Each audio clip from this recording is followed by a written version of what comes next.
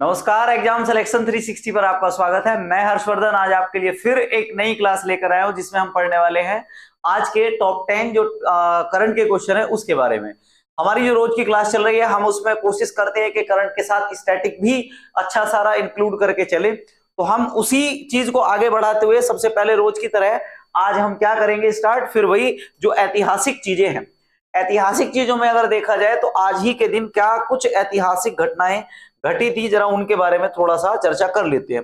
उसमें पहली चर्चा अगर करें तो ये है 1861 में भीखाजी कामा जो प्रसिद्ध भारतीय महिला क्रांतिकारी नेत्री हुई हैं, उनका जो है क्या हुआ था, जन्म हुआ था। आज ही के दिन क्या हुआ था, जो भीखाजी कामा है जिन्होंने भारत से बाहर जाकर भारत की आजादी के लिए जो है लोगों को जागरूक किया था, उनका आज ही के दिन क्या हुआ था, जन्म हुआ था। इसके अलावा दूसरा जो क्वेश्चन है, ये ईस्ट इंडिया कंपनी को बंबई, कलकत्ता और मद्रास में नगर निगम और महापौर अदालतों को बनाने के लिए अधिकृत किया गया था। ये इतिहास के दृष्टि से बहुत महत्वपूर्ण क्वेश्चन है, ये ध्यान रखना। ये वाला क्वेश्चन और आपका ये वाला क्वेश्चन, ये दोनों इतिहास की दृष्टि से बड़े महत्वपूर्ण क्वेश्चन है। क्वेश्चन क्या है कि ईस्ट इंडिया कंपनी को बंबई, कलकत्ता और मद्रास में नगर निगम और महापौर अदालतों को बनाने के लिए अधिकृत किया गया था। इसके अलावा डॉक्टर भीमराव अंबेडकर और महात्मा गांधी के बीच पुणे की यरवदा जेल में आपको पता होगा क्या हुआ था, दलितों के लिए क्या किया गया था, विधानसभाओं में सीटें सुरक्षित करने के लिए एक समझौता किया गया था। इस समझौते को ही क्या कहा गया है, पूना पैक्ट कहा गया है। क्या कहा गया है, इसी को पूना पैक्ट कहा गया है। और इसमें ध्यान रखना, दलितों को जो 76 सीट थी आरक्षित, 76 सीट जो आरक्षित थी उनको बढ़ाकर 143 कर दिया गया था। अगले क्वेश्चन पर आते हैं। आज का बहुत अच्छा क्वेश्चन है, पहला क्वेश्चन है और बढ़िया क्वेश्चन है कि 2024 के लिए भारत की किस मूवी का आधिकारिक प्रविष्टि ऑस्कर के लिए नॉमिनेशन किया गया। मतलब ये है कि ऑस्कर के लिए भारत की इस साल की जो मूवी है वो कौन सी नॉमिनेट हुई है। तो आपको पता होगा कि आमिर खान के प्रोडक्शन की एक मूवी थी जो काफी चर्चा में रही थी, जिसका नाम क्या था, लापता लेडीज। लापता लेडीज जो मूवी है, इस मूवी को क्या किया गया है, ध्यान रखना, 2024 के ऑस्कर के लिए, 2024 के ऑस्कर के लिए क्या किया गया है, नामित किया गया है। क्या किया गया है, नामित किया गया है। क्लियर है इतनी बात। इसके अलावा आपको और देखना है तो इसमें आपको ध्यान रखना है कुछ चीजों के बारे में।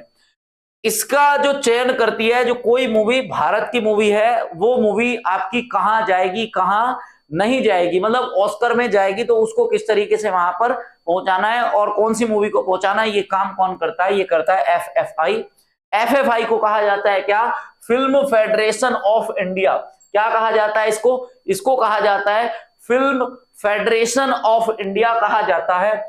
सर्वश्रेष्ठ अंतरराष्ट्रीय फीचर फिल्म की श्रेणी में भारतीय फिल्म का ये क्या करती है, चयन करती है। ऑस्कर अवार्ड को ध्यान रखना, ऑस्कर अवार्ड को academy merit award, academy of merit के नाम से भी जाना जाता है। कई जगह इसको आपको मिल जाएगा कि इसको क्या कहा जाएगा, अकादमी अवार्ड भी कहा जाएगा। कई जगह इसको क्या कहा जाएगा, अकादमी अवार्ड भी इसको कहा जाएगा। अगला एक क्वेश्चन और है, अगर आपसे पूछा जाए तो आपसे ये क्वेश्चन पूछा जा सकता है कि भारत की पहली ऑस्कर विजेता कौन थी। तो भारत की पहली ऑस्कर जीतने वाली जो 1983 में, आपको ध्यान होगा, एक मूवी आई थी गांधी, और उस गांधी मूवी के लिए ध्यान रखना कि पहला कॉस्ट्यूम डिजाइन के लिए क्या हुआ था, भानु अथैया को क्या मिला था, भानु अथैया को, अब ध्यान रखना, ऑस्कर पुरस्कार मिला था। अभी तक भारत में 10 लोगों को ऑस्कर पुरस्कार दिया गया है। भारत की सबसे पहली ऑस्कर के लिए नॉमिनेट होने वाली जो मूवी थी उसका नाम था मदर इंडिया। क्या नाम था उसका, मदर इंडिया था। अगले क्वेश्चन पर चलते हैं। अगला क्वेश्चन क्या है, बहुत ही महत्वपूर्ण क्वेश्चन है ये वाला भी। सबसे ज्यादा कमाई करने वाले भारतीय फिल्म स्टार का गिनीज वर्ल्ड रिकॉर्ड बनाया है। दरअसल अभी आपको थोड़े दिन पहले क्वेश्चन आपने पढ़ा भी होगा कि सबसे ज्यादा टैक्स देने वाली जो सेलिब्रिटी है वो कौन है। तो सबसे ज्यादा जो टैक्स देने के मामले में आए थे वो शाहरुख खान थे, जिन्होंने 92 करोड़ रुपए क्या किया था, टैक्स दिया था। अब यहां वो टैक्स नहीं है, यहां क्या है कि सबसे ज्यादा कमाई करने वाले भारतीय फिल्म स्टार का हाल ही में क्या किया गया है, Guinness book of world record में नाम जो है शामिल किया गया है। आपको दिख ही रहा होगा कौन है ये, चिरंजीवी। आपको पता होगा कि ये क्या है, आपके साउथ के क्या है, ये सुपरस्टार है। ध्यान रखना, साउथ के सुपरस्टार है चिरंजीवी। इनके बारे में आपको थोड़ी जानकारी दे देता हूं चिरंजीवी के। तो ध्यान रखना है आपको चिरंजीवी के बारे में कि मेगा स्टार चिरंजीवी को गिनीज वर्ल्ड रिकॉर्ड में भारतीय अभिनेताओं में सबसे ज्यादा कमाई करने वाले अभिनेता के नाम में शामिल किया गया है। 45 सालों में इन्होंने 156 से ज्यादा फिल्मों में काम किया है। और इसमें ध्यान रखना है कि इन्होंने 537 गानों में और 24,000 से अधिक डांस मूव किए हैं। ठीक है, ध्यान रखना है कि फिल्म कितनी है, 156, गाने हैं 537 और डांस मूव कितने हैं, इनके डांस मूव है 24,000। ये एक अपने आप में वर्ल्ड रिकॉर्ड है, इसीलिए इनको जो है ध्यान रखना, कहां पर, हैदराबाद में, ध्यान रखना हैदराबाद में इनको क्या किया गया है, गिनीज वर्ल्ड रिकॉर्ड में इनको शामिल किया गया है। गिनीज वर्ल्ड रिकॉर्ड में इनको क्या किया गया है, शामिल किया गया है। ठीक है भाई, अगले क्वेश्चन पर आते हैं। अगला क्वेश्चन क्या है, 25वें आईफा अवार्ड। ये भी आपका इंपॉर्टेंट क्वेश्चन है, अगले पूरे साल तक ये आपको काम देगा। ये क्वेश्चन भी आपका बहुत महत्वपूर्ण है, अगले साल तक आप जो एग्जाम दोगे उसमें ये काम देने वाला है। 25वें आईफा अवार्ड का आयोजन किस शहर में किया जाएगा? जो आपका आईफा अवार्ड है ये अभी तक दुनिया के 18 देशों में इसका आयोजन हो चुका है। 18वां देश आपका भारत है। तो भारत के किस शहर में इसका आयोजन किया जाएगा?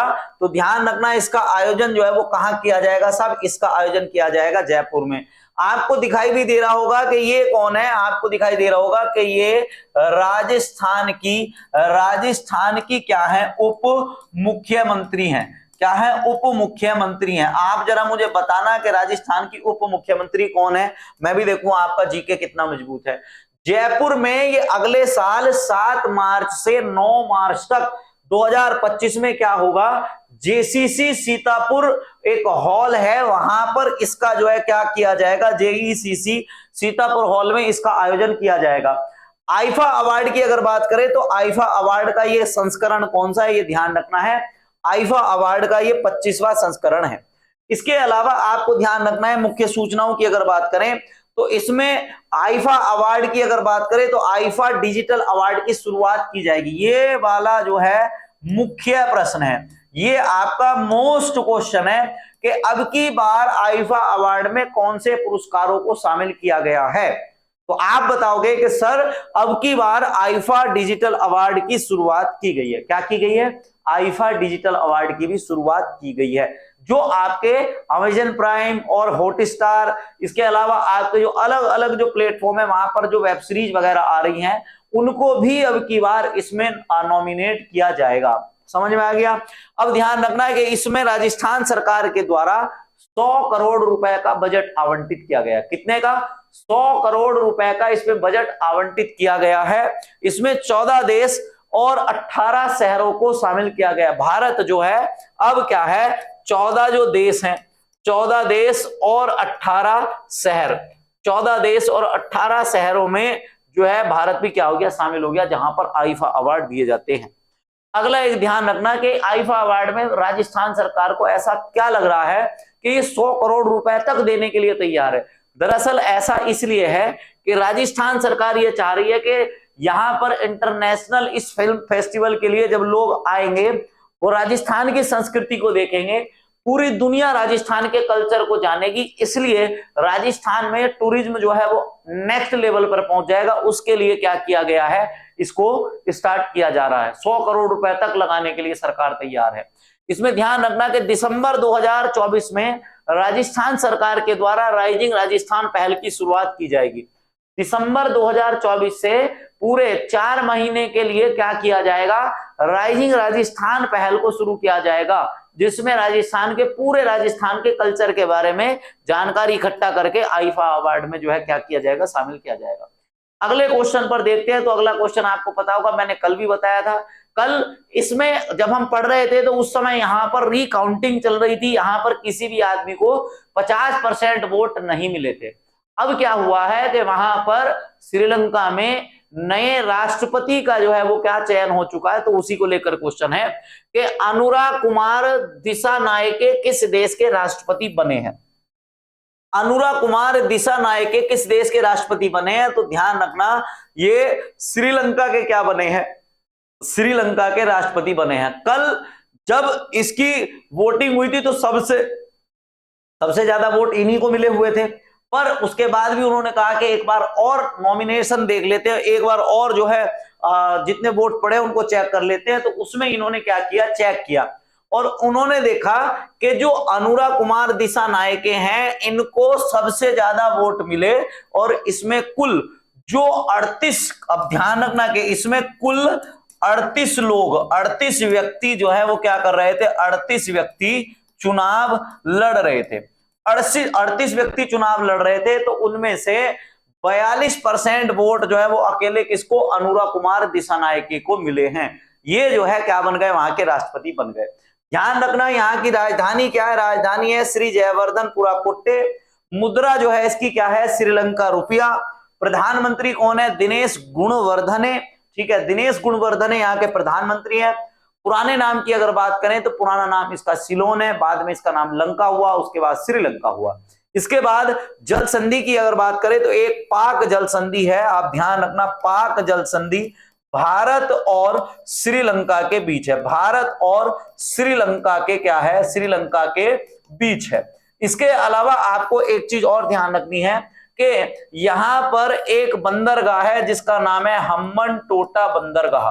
हम्बनटोटा बंदरगाह, हम्बनटोटा बंदरगाह की अगर बात करें तो इस बंदरगाह का जो डेवलपमेंट है वो किसके द्वारा, चीन के द्वारा किया गया है। ठीक है, चीन के द्वारा श्रीलंका के हम्बनटोटा बंदरगाह का डेवलपमेंट किया गया है। इतनी बात समझ में आ रही है।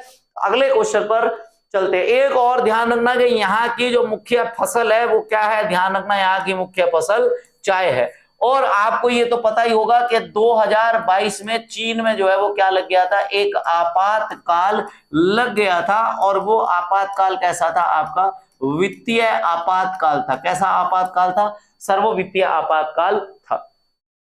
अगले क्वेश्चन पर आते हैं। अगला क्वेश्चन क्या है, मिस यूनिवर्स इंडिया 2024 का खिताब जीता है। आपको दिखाई दे रही होगी मिस यूनिवर्स इंडिया जो है वो कौन है, तो मिस यूनिवर्स इंडिया जो है ये खिताब जो जीता गया है, मुंह खराब कर दिया मैंने, मुंह खराब नहीं करता, ठीक है। ये जो जीता है वो किसने जीता है, रिया सिंघा के द्वारा। रिया सिंघा के द्वारा क्या किया गया, रिया सिंघा के द्वारा मिस यूनिवर्स इंडिया, इसी को ही क्या कहा जाता है, मिस इंडिया का खिताब इन्होंने क्या किया है, जीता है। ध्यान रखना रिया सिंघा जो है वो कहां की है, अगर आपसे पूछा जाए तो आप बताना है कि सर ये गुजरात की हैं। और भारत में मिस इंडिया का कॉन्सेप्ट जो शुरू हुआ था वो 1947 में शुरू हुआ था। भारत की पहली जो मिस इंडिया थी उनका नाम क्या था, एस्तेर अब्राहम। पहली जो मिस इंडिया थी उसका नाम क्या था, एस्तेर अब्राहम। और भारत की पहली मिस वर्ल्ड का नाम तुम्हें पता ही है, रीता फारिया। भारत की पहली मिस यूनिवर्स का नाम क्या है, सुष्मिता सेन। ये सारे आपको जो है ध्यान रखने हैं। मिस इंडिया कौन है, एस्तेर अब्राहम। मिस आपकी यूनिवर्स कौन है, आपकी सुष्मिता सेन। मिस वर्ल्ड कौन है, आपकी पहली रीता फारिया। इसके अलावा आपको यह भी ध्यान रखना है कि इस साल की जो मिस वर्ल्ड है उसका नाम क्या है, ये 2024 की मिस वर्ल्ड का नाम क्या है, क्रिस्टीना पिस्जकोवा। इसके अलावा आपसे पूछा जाएगा कि नंदिनी गुप्ता कौन है, तो 2023 की जो मिस इंडिया है उनका नाम क्या है, नंदिनी गुप्ता। अब अगले क्वेश्चन पर आते हैं। अगला 45वें शतरंज ओलंपियाड में इतिहास रचते हुए गोल्ड मेडल किसने जीता है, गोल्ड मेडल जीता है, पहला गोल्ड मेडल अपना जो है किसने जीता है। दरअसल यहां पर क्या है, भारत की टीम में डोमराजू डी गुकेश और अर्जुन एरिगैसी तीनों ही भारत के खिलाड़ी हैं और ये भारत की टीम की तरफ से खेल रहे थे। इन्होंने क्या किया है, 45वें शतरंज ओलंपियाड में भारत की तरफ से गोल्ड जीता है। ध्यान रखना इन्होंने क्या किया है, इन्होंने भारत के लिए क्या जीता है, भारत के लिए गोल्ड जीता है। इसके अलावा आपको एक और चीज का ध्यान रखना है, क्या कि शतरंज की कई बार पूछी जा सकती है कि शतरंज का जो आविष्कार है वो कहां हुआ, तो शतरंज का आविष्कार हुआ है साहब भारत में। कहां पर हुआ है, भारत में। और जब इसका आविष्कार हुआ तो इसको जो है वो क्या कहा जाता था, चतुरंग कहा जाता था। क्या कहा जाता था, चतुरंग कहा जाता था। कई बार इसमें यह भी पूछ लेता है कि इसमें ग्रिड कितने होते हैं, तो ग्रिड बताना कि इसमें ग्रिड होते हैं टोटल 64, 32 एक तरफ और 32 एक तरफ। इसमें क्या होते हैं, ग्रिड होते हैं। इसमें एक राजा होता है, एक वजीर होता है, 2 ऊंट होते हैं, 2 घोड़े होते हैं, है ना। और इसमें 8 जो है वो क्या होते हैं, प्यादे या सिपाही होते हैं। ध्यान रखना कि अब की बार इसमें ये 2 साल में एक बार, इसका आप ध्यान रखना कि शतरंज ओलंपियाड का आयोजन, ध्यान रखना कि शतरंज ओलंपियाड का आयोजन, शतरंज ओलंपियाड का आयोजन, शतरंज ओलंपियाड का, शतरंज ओलंपियाड का आयोजन, शतरंज ओलंपियाड का आयोजन 2 वर्ष में एक बार किया जाता है। कितने वर्ष में, 2 वर्ष में एक बार इसका आयोजन किया जाता है। अगर पुरुष वर्ग की बात करें तो पुरुष वर्ग में भारत ने जीता है स्वर्ण, और सिल्वर जीता यूएसए ने, ब्रॉन्ज जीता है उज्बेकिस्तान ने। अगर महिला वर्ग की बात करें तो यहां भी भारत की बल्ले बल्ले है, यहां पर भी महिलाओं ने क्या किया है, गोल्ड जीता है। और इसमें आपका सिल्वर जो है वो कजाकिस्तान ने जीता है, और यहां पर ब्रॉन्ज जो है वो किसके द्वारा जीता गया है, यूएसए के द्वारा जीता गया है। तो ध्यान है, आपको समझ में आ रही है चीज जिसके बारे में आपको बताया जा रहा है। ध्यान रखना कि आपका जो शतरंज ओलंपियाड है इसका आयोजन प्रत्येक 2 साल में किया जाता है। इस समय दुनिया के सबसे अधिक, जो सबसे नंबर 1 खिलाड़ी हैं अगर आपसे पूछा जाए शतरंज के, तो मैग्नस कार्लसन है। कौन है, मैग्नस कार्लसन है, नॉर्वे के है। अगला क्वेश्चन है, हाल ही में किस संगठन ने, हाल ही में किस संगठन ने अभ्यास अकाय का आयोजन किया है, हाल ही में किस संगठन के द्वारा अभ्यास अकाय का आयोजन किया गया है। तो ध्यान रखना ये आपका कौन सा है, राष्ट्रीय आपदा प्रबंधन प्राधिकरण, जिसको कहा जाएगा एनडीएमए। एनडीएमए के द्वारा इसका आयोजन किया गया है। दरअसल क्या है, अब की बार आपको पता होगा कि थोड़े दिन पहले दक्षिण भारत में ज्यादा बारिश की वजह से क्या हुआ, बहुत ज्यादा जो है आपका लैंडस्लाइड हुए और वहां पर जो है बाढ़ आई। अब उसके लिए जो है ये एक कार्यक्रम का आयोजन किया गया है। एनडीएमए भारतीय सेना, एनडीएमए और भारतीय सेना की दक्षिणी कमान ने, एनडीएमए और आपका जो भारतीय सेना की जो दक्षिणी कमान है जो चेन्नई में है, इन्होंने अपना आपदा प्रबंधन पर 2 दिवसीय कार्यक्रम का आयोजन करवाया। कितने दिन का, 2 दिन का इन्होंने जो है क्या किया, कार्यक्रम का आयोजन किया। और यहां पर अभ्यास एकया इसका नाम रखा, इसका नाम जो है वो क्या रखा, इसका नाम अभ्यास एकया रखा। एकया की अगर बात करें क्या है, तो एकया का तमिल भाषा में अर्थ होता है एकता। एकया का ध्यान रखना, तमिल भाषा में अर्थ क्या होता है, एकता। इसमें आपका तमिलनाडु, केरल, कर्नाटक, आंध्र प्रदेश, तेलंगाना और पुडुचेरी, कुल मिलाकर ये 6 राज्य इसमें क्या हुए, शामिल हुए। कितने राज्य, 6 राज्य इसमें क्या हुए, शामिल हुए। और इसमें सुनामी, भूस्खलन, बाढ़, चक्रवात, जंगल की आग पर क्या किया गया, ध्यान केंद्रित किया गया कि अगर कहीं पर सुनामी आती है तो उससे बचाव कैसे किया जाएगा, कहीं पर लैंडस्लाइड होती है तो उस पर बचाव कैसे किया जाए, बाढ़ आती है तो बचाव कैसे किया जाए, चक्रवात आता है तो कैसे बचाव किया जाए, जंगलों में, वनों में आग लगती है तो कैसे बचाव किया जाए, उस पर आपका एक एकया जो कार्यक्रम है, एकया जो अभ्यास है, इसका आयोजन किया गया है। बहुत महत्वपूर्ण है। अगला एक क्वेश्चन है, ध्यान रखना, ये भी आपका महत्वपूर्ण क्वेश्चन है कि पाकिस्तान का नया आईएसआई प्रमुख किसे बनाए जाने की घोषणा की गई है। अगर आपसे पूछा जाए कि पाकिस्तान का नया आईएसआई प्रमुख किसे बनाए जाने की घोषणा की गई है, तो आंसर आपको दिख ही रहा होगा, क्या है, असीम मलिक। ये जो व्यक्ति है ये क्या है, आपका आईएसआई का क्या बनने वाला है, आईएसआई का प्रमुख बनने वाला है। पाकिस्तान की एक खुफिया एजेंसी है जिसका नाम क्या है, आईएसआई। अब आईएसआई का हेडक्वार्टर पाकिस्तान की राजधानी में ही है। ध्यान रखना, आईएसआई को क्या कहा जाता है, इंटर सर्विसेज इंटेलिजेंस कहा जाता है। इसका मैंने आपको बताया मुख्यालय इनकी राजधानी इस्लामाबाद में ही है। आईएसआई की स्थापना पाकिस्तान के जस्ट आजाद होने के 1 साल बाद की गई थी और इसकी स्थापना 1948 में की गई थी।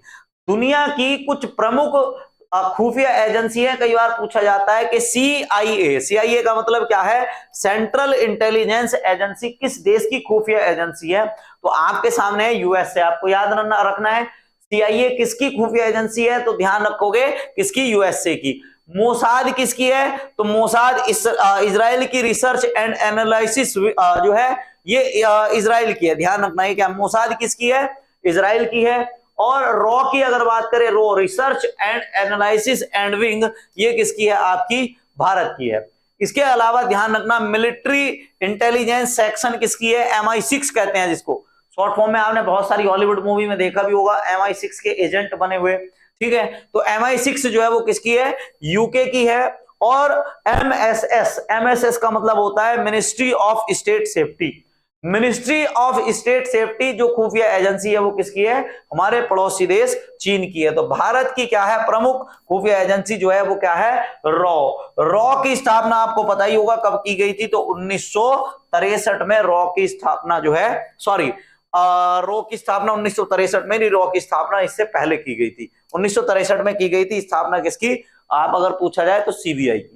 हाँ, भारत एमपॉक्स के घातक वेरिएंट, एमपॉक्स का एक नया वेरिएंट आया जिसका नाम है क्लेड 1B।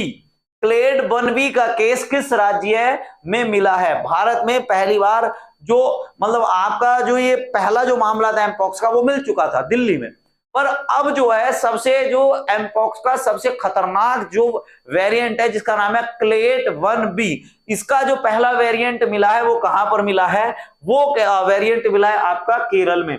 दरअसल क्या था, केरल का एक व्यक्ति अभी 2-4 दिन पहले क्या हुआ था, दुबई में गया था, तो जब वो कल वहां से आया तो उसको बुखार हो रहा, और बुखार होने के बाद उसके शरीर पर जो है इस तरह के जो है क्या हो रहे, निशान हो रहे। तो उसने सोचा कि मुझे खसरा हो रही है, डॉक्टरों को इस पर शक हुआ। डॉक्टरों ने जब इसका सैंपल लिया, इसकी जांच की गई, तो तब पता चला कि इसको जो है क्या है, क्लेड 1B एमपॉक्स वायरस ने घेर लिया है।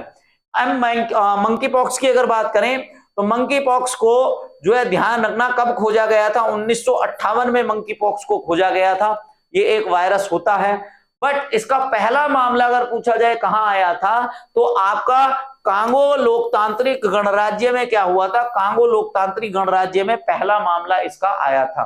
ठीक है, पहला मामला कांगो गणतांत्रिक जो है जो देश है अफ्रीका कॉन्टिनेंट में, वहां पर इसका पहला मामला आया था। और WHO ने मंकी पॉक्स को हेल्थ इमरजेंसी घोषित किया है। WHO ने क्या किया है? एमपॉक्स को हेल्थ इमरजेंसी क्या है? घोषित किया है, इसका ध्यान रखना। इसके अलावा आपको ये और ध्यान रखना है कि एमपॉक्स का भारत में पहला केस दिल्ली में आया, पर अगर आपसे पूछा जाए कि क्लेड 1B का पहला केस, क्लेड 1B का पहला केस अगर आपसे पूछा जाए, तब आपका आंसर क्या करना है? केरल करना है। बड़ा सोच समझ के इसका आंसर देना, क्योंकि अभी जो है ये इससे क्वेश्चन और बनेंगे। अगला लास्ट क्वेश्चन है और बहुत महत्वपूर्ण क्वेश्चन है इन दोनों आदमियों के लिए। तुम्हें दिख रहा होगा ये कौन है? ये आपके एस्ट्रोनॉट हैं जो बहुत लंबे समय से क्या है, धरती से ऊपर है, अपने अंतरिक्ष में ये जो है क्या कर रहे हैं? मजा कर रहे हैं। अंतरिक्ष यात्री ओलेगन कोनोनेको और चिकोलाई चूब और ओले कोनेनेको ने अंतरिक्ष में लंबे समय तक एकल मिशन का एक नया रिकॉर्ड बनाया है। ये दोनों किस देश के हैं? तो ये दोनों के दोनों अगर पूछा जाए किस देश के हैं, तो आंसर तो है इसका रूस। कहां के हैं साहब? ये रूस के हैं। ध्यान रखना कि कोनोनेको और चूब ने 23 सितंबर को 15 सितंबर को ये क्या है यहां से गए थे, और इन्होंने अंतरिक्ष में अब जो है 374 दिन जो है रहने का क्या है रिकॉर्ड बना लिया है। इससे पिछला जो रिकॉर्ड था वो 370 दिन का था, जो आपका प्रोको पवे ने बनाया था और पेटिलियन और रोबियो ने बनाया था। मतलब वो क्या थे कि आपके पेटिलियन और रोबियो जो है वो 370 दिन तक रहे थे। ये आपके कहां के थे? ये दोनों के दोनों आपके कहां के? नासा के एस्ट्रोनॉट थे। और ये आपके जो है किसके? रूस की जो कॉस्मोस है, रूस की जो कॉस्मोस है, इसके क्या है? ये दोनों एस्ट्रोनॉट हैं। तो सबसे लंबा, आप ध्यान रखना, सबसे लंबा जो अंतरिक्ष एकल मिशन का सबसे पहला रिकॉर्ड था वो क्या था? वो आपका 347 दिन का था। अब इन्होंने सारे रिकॉर्ड को क्या कर दिया? धराशायी कर दिया। और अब जो है दुनिया के सबसे ज्यादा दिनों तक अंतरिक्ष में रहने वाले क्या बन गए, व्यक्ति बन गए। आज के तुमने बहुत महत्वपूर्ण सवाल देखे हैं। तो आज आपको क्या करना है, आपको दिख रहा होगा कि ये हमारा इंस्टाग्राम, टेलीग्राम, फेसबुक, व्हाट्सएप, जिससे भी आपको हमसे जुड़ना है आप QR स्कैन कर सकते हैं, जुड़ सकते हैं। एग्जाम सिलेक्शन 360 आपकी जो नौकरी की तैयारी है उसमें काफी मदद करने वाला है। लाइक, शेयर, सब्सक्राइब करते रहिए। आज के लिए इतना ही, मिलते हैं कल। धन्यवाद।